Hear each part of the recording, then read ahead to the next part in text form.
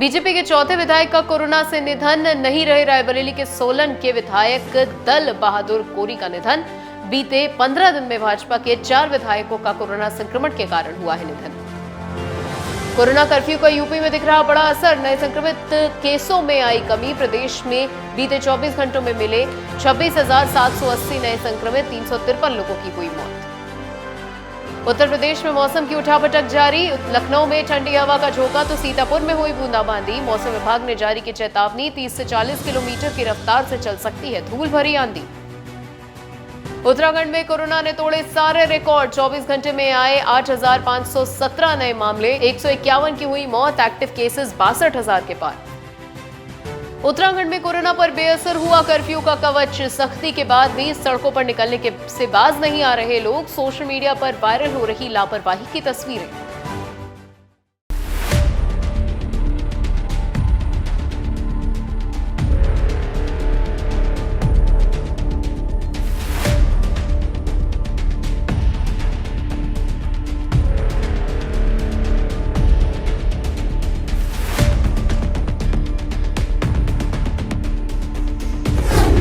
नमस्कार, मेरा नाम है दीक्षा और आप देख रहे हैं कशिश न्यूज। और हम आपके लिए ले आए हैं उत्तर प्रदेश उत्तराखंड का बुलेटिन, जिसमें हम आपको दिखाते हैं यूपी और यूके की कुछ खास खबरें। रुक करते हैं कुछ खबरों का। वैश्विक महामारी कोरोना वायरस का संक्रमण सत्ता पर काबिज भारतीय जनता पार्टी के विधायकों के लिए बेहद ही घातक साबित हो रहा है। बीते 15 दिन में भाजपा के 4 विधायकों का कोरोना संक्रमण के कारण निधन हो चुका है। रायबरेली के सलोन से भारतीय जनता पार्टी के विधायक दल बहादुर कोरी बीते दिनों कोरोना वायरस से संक्रमण की चपेट में आए थे। पंचायत चुनाव के दौरान बेहद सक्रिय रहे दल बहादुर कोरी का शुक्रवार को निधन हो गया।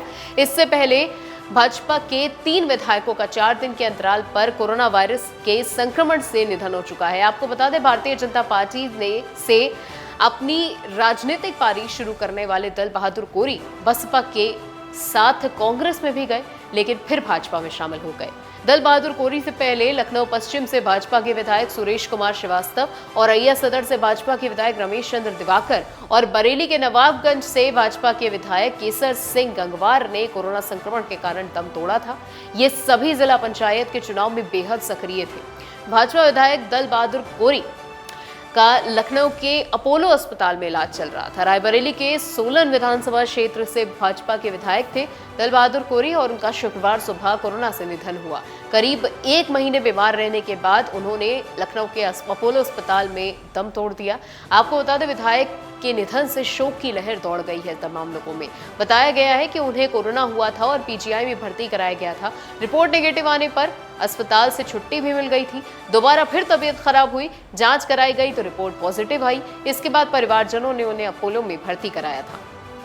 अब आपको बताते हैं दल बहादुर कोरी का राजनीतिक सफर, एक बार उस पर भी नजर डाल लेते हैं। 1984 में कानपुर में भाजपा की सदस्यता ली थी। उसके बाद 1989 में राम मंदिर आंदोलन में वो सक्रिय रहे। 1991 में भाजपा से टिकट मिला। नामांकन करने जाते समय काफिले में पैर टूट गया। कांग्रेस के शिवबालक पासी चुनाव जीत गए उस बार। 1993 में दल बहादुर कोरी को भाजपा से टिकट मिला तो फिर से कांग्रेस के शिवबालक पासी को हरा दिया उन्होंने। उसके बाद 18 महीने में सरकार भी गिर गई। 1996 में फिर चुनाव लड़ा, शिवबालक पासी को हराया। 2002 में समाज कल्याण राज्य मंत्री रहते हुए चुनाव लड़े, जिसमें समाजवादी पार्टी की आशा किशोर से हार गए। 2007 में भाजपा से टिकट न मिलने के बाद कांग्रेस में चले गए और वहां भी टिकट न मिलने पर बसपा में शामिल हो गए और वहां से चुनाव लड़ा। इसमें कांग्रेस के शिवबालक पासी को उन्होंने एक बार फिर से हराया। 2012 में पुनः उन्होंने भाजपा में वो शामिल हो गए और साथ ही सपा की आशा किशोर से वो हार गए। 2017 में टिकट मिला तो कांग्रेस और सपा समर्थक प्रत्याशी सुरेश चौधरी को उन्होंने हराया, लेकिन इस बार कोरोना की जंग वो जरूर हार गए और उनका निधन हो गया। अब बात करते हैं उत्तर प्रदेश में बिगड़ते हुए मौसम की। उत्तर प्रदेश में मौसम की उठापटक लगातार जारी है। बंगाल की खाड़ी से आ रही पूर्वी हवाएं नमी लेकर के आ रही हैं और जम्मू कश्मीर पर पश्चिमी विक्षोभ भी बना हुआ है। राजधानी लखनऊ और साथ ही बहराइच में शुक्रवार की सुबह तेज हवाएं चलने से शहरवासियों को पिछले कई दिनों से पड़ रहे गर्मी से राहत मिली है। मौसम सुहाना हो गया है। उधर सीतापुर में शुक्रवार की भोर मौसम अचानक से बदल गया और साथ ही आपको बता दें, भोर होते ही आसमान में काले बादल घिर आए और तेज हवाएं चलने लगी। मौसम विभाग के अनुसार अगले 4-5 दिन तक गर्मी से राहत रहने वाली है। राजधानी सहित पूरे प्रदेश में सुबह और शाम को ठंडी हवाएं चलेंगी और साथ ही मौसम में बदलाव भी जारी रहेगा। शनिवार और रविवार मौसम शांत रहेगा, लेकिन इसके बाद फिर उठापटक हो सकती है। 30 से 40 किलोमीटर की रफ्तार से धूल भरी आंधी चल सकती है और प्रदेश में कई स्थानों पर बौछारें भी पड़ सकती हैं। गुरुवार को अधिकतम तापमान सामान्य से 2.7 डिग्री कम और 36.5 डिग्री सेल्सियस रिकॉर्ड किया गया था। न्यूनतम तापमान की बात की जाए, सामान्य करीब 24.2 डिग्री सेल्सियस रिकॉर्ड हुआ था। मई के पहले सप्ताह में मौसम सुहावना बना हुआ है, जिसके चलते लोग राहत महसूस कर रहे हैं। फिलहाल आपको बता दें, मौसम विभाग की माने तो अगले सप्ताह भी मौसम नरम बना रहेगा। करीब आधा घंटा तेज हवा चलने के बाद बूंदाबांदी भी शुरू हो गई। आपको बता दें, जिला मुख्यालय पर भी रिमझिम फुहारें गिर रही हैं और साथ ही बूंदाबांदी से मौसम में भी अच्छा बदलाव आया है। हर गांव में तेज बारिश हो रही है। साथ ही तेज हवाओं के कारण किसी प्रकार की दुर्घटना, तार टूटने और इसके अलावा जिस तरीके की दुर्घटनाएं होती हैं, संभावना को देखते हुए पावर कोऑपरेशन में बिजली काट कर दी गई है। बिजली कटने से सुबह की दैनिक दिनचर्या जरूर प्रभावित हुई है, लेकिन ये जानलेवा नहीं है। गुरुवार की देर रात करीब 2 बजे से मौसम अचानक से बदल गया। आपको बता दें, आसमान में काली घटाएं घिर आईं और साथ ही तेज हवाएं भी चलने लगी। तेज हवाओं के साथ हुई बारिश में से जिले वासियों को पिछले कई दिनों से पड़ रही गर्मी से काफी राहत मिली है। मौसम सुहाना हो गया है, आसमान में बादल छा गए हैं। जिला मुख्यालय पर 5 घंटे के बाद बिजली आपूर्ति बहाल हुई और साथ ही करीब 1 घंटा तेज हवा के साथ हुई बारिश से सड़क किनारे पानी भर गया। बरसात में गन्ने की फसल को लाभ मिला है। किसानों का कहना है कि बरसात से गन्ने की फसल में जान आ गई है। मौसम भी अच्छा हो गया है। तेज हवा के साथ हुई बारिश के कारण जिला मुख्यालय की बिजली भी वापस आ गई है। साथ ही आपको बता दें कि फिलहाल मौसम अगले कई दिनों तक सुहावना बना रहने वाला है और तपती हुई गर्मी से हमें राहत मिलने वाली है। वैश्विक महामारी कोरोना वायरस संक्रमण की तेजी से बढ़ती हुई लहर अब कुछ कम हो रही है। ये कहा जा सकता है, प्रदेश में 10 मई तक के कोरोना कर्फ्यू का बड़ा असर अब देखने को मिल रहा है। प्रदेश में बीते 24 घंटों में 26,780 नए संक्रमित मिले और जबकि 353 लोगों ने दम तोड़ दिया। पहले नए संक्रमितों की संख्या 30,000 के ऊपर की ही रहती थी। जो रिपोर्ट मिली है यहाँ पर, उसके अनुसार 26,780 नए संक्रमित मरीज मिले हैं और इसके बाद 28,902 लोग इसके संक्रमण से उभरे हैं। इनमें deputy CM doctor Dinesh Sharma और उनकी पत्नी डॉक्टर जयश्री शर्मा भी शामिल हैं। आपको बता दें, प्रदेश में बीते 5 दिनों में एक्टिव केसेस में करीब 50,000 की कमी आई है। 30 अप्रैल को 3,10,783 सक्रिय मामले थे, जो अब 2,59,844 हैं। प्रदेश में बीते 24 घंटों में 2,25,670 सैंपल्स की जांच की गई है और अब तक प्रदेश में कुल 4,22,98,378 सैंपल्स की जांच की गई है। साथ ही आपको बता दें, राजधानी लखनऊ में भी नए संक्रमित कम होते जा रहे हैं, लेकिन मृत्यु का ग्राफ बढ़ा है। लखनऊ में बीते 24 घंटों में 1865 नए कोरोना के संक्रमित मरीज मिले हैं। यहाँ पर कुल एक्टिव केसेस 26,827 हैं, जबकि बीते 24 घंटों में 3,755 लोगों की संक्रमण से उनको मुक्ति मिली है। लखनऊ में 24 घंटों में 65 लोगों ने दम तोड़ा। साथ ही लखनऊ के बाद कानपुर में 49 लोगों की मौत हुई। यहाँ 24 घंटों में 782 नए संक्रमित मिले हैं। मुजफ्फरनगर में 21 लोगों की मृत्यु हो गई, तो वहीं 704 नए केसेस मिले। गाजियाबाद में 953 केसेस मिले, 15 लोगों ने दम तोड़ा। गौतम बुद्ध नगर में 13 लोगों का निधन हुआ, जहां पर 1227 नए संक्रमित मामले सामने आए। मेरठ और झांसी की बात की जाए, 12 लोगों की मौत यहां पर हुई है। मेरठ में 1167 तो झांसी में 717 नए संक्रमित मिले।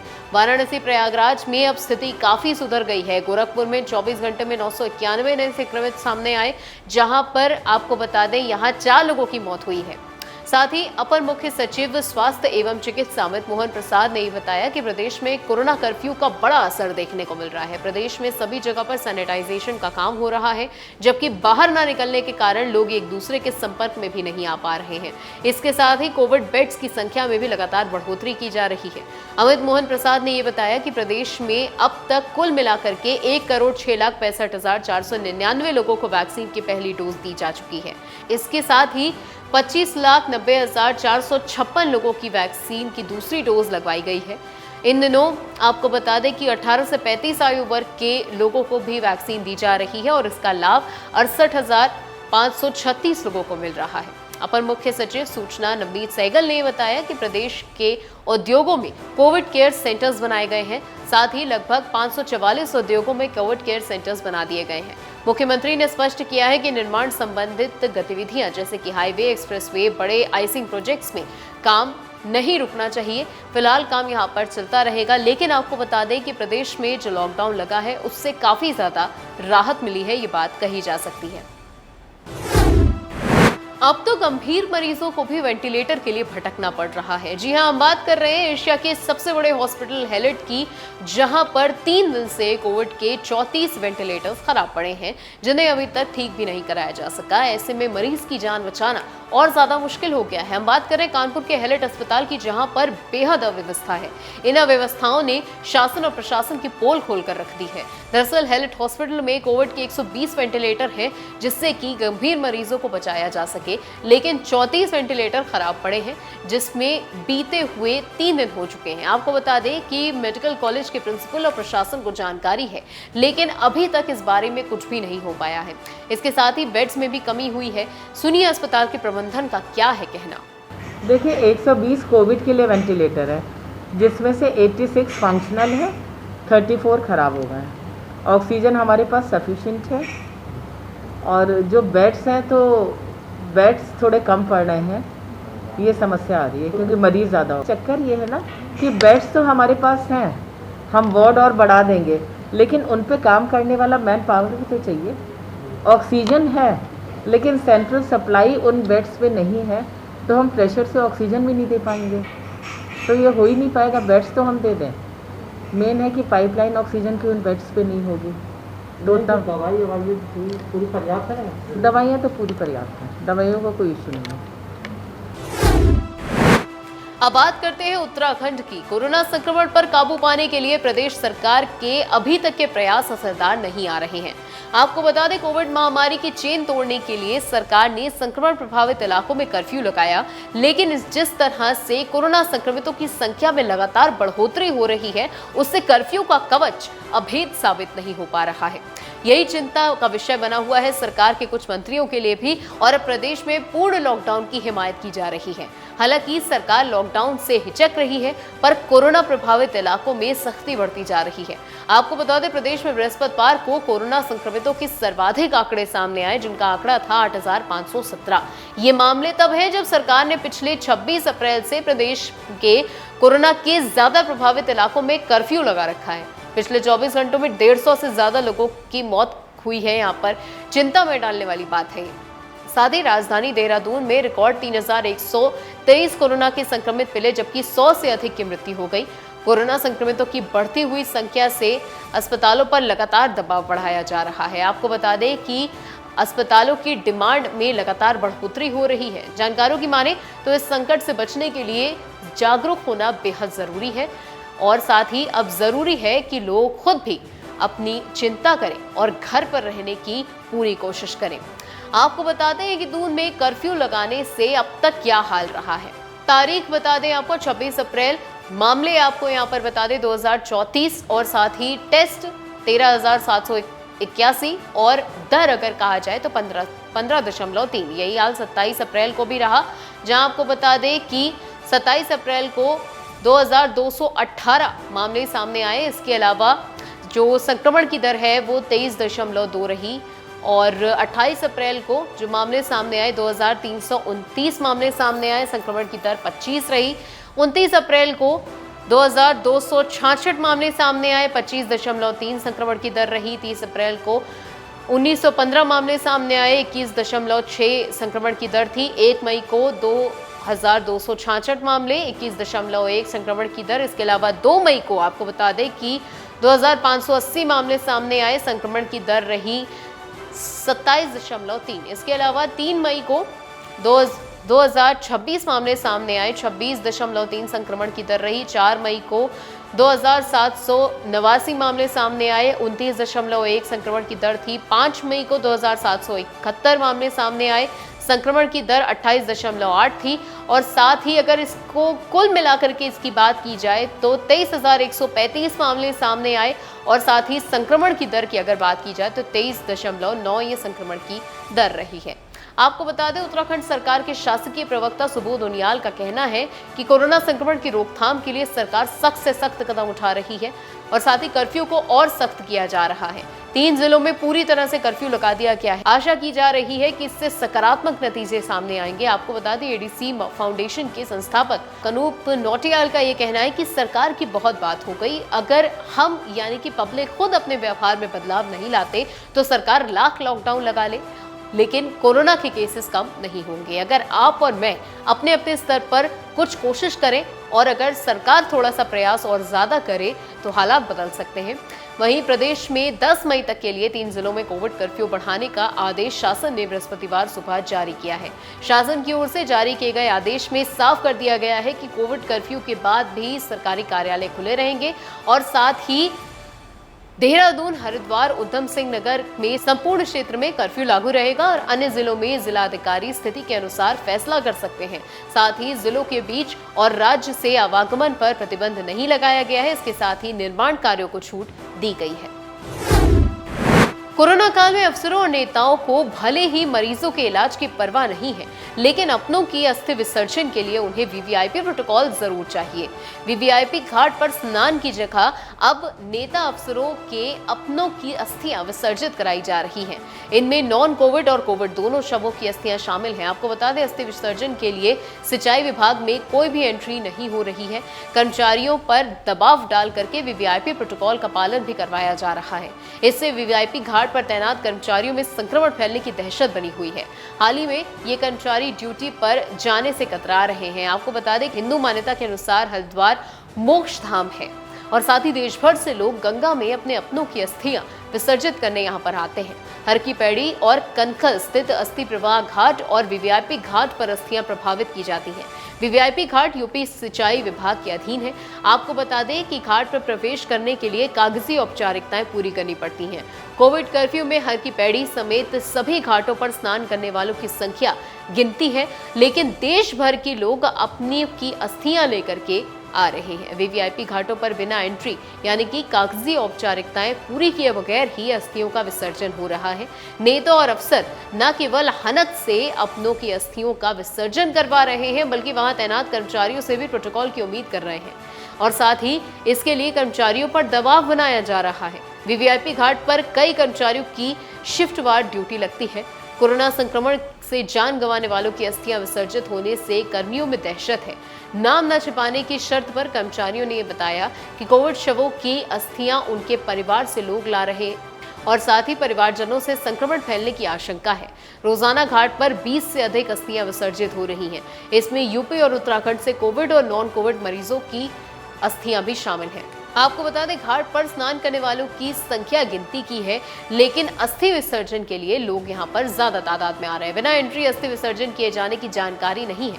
किसी नेता और अफसर के दबाव में ऐसा हो रहा है तो रोक लगाई जाएगी, ये बात वहां के प्रशासन का कहना है। लेकिन वहां का प्रशासन कितना कुछ भी कहे, तस्वीरें जो सामने आ रही है वो इस बात को प्रमाणित करती हैं। और फिलहाल यूपी यूके बुलेटिन में इतना ही। बने रहिए कशिश के साथ और खबरों के लिए नमस्कार।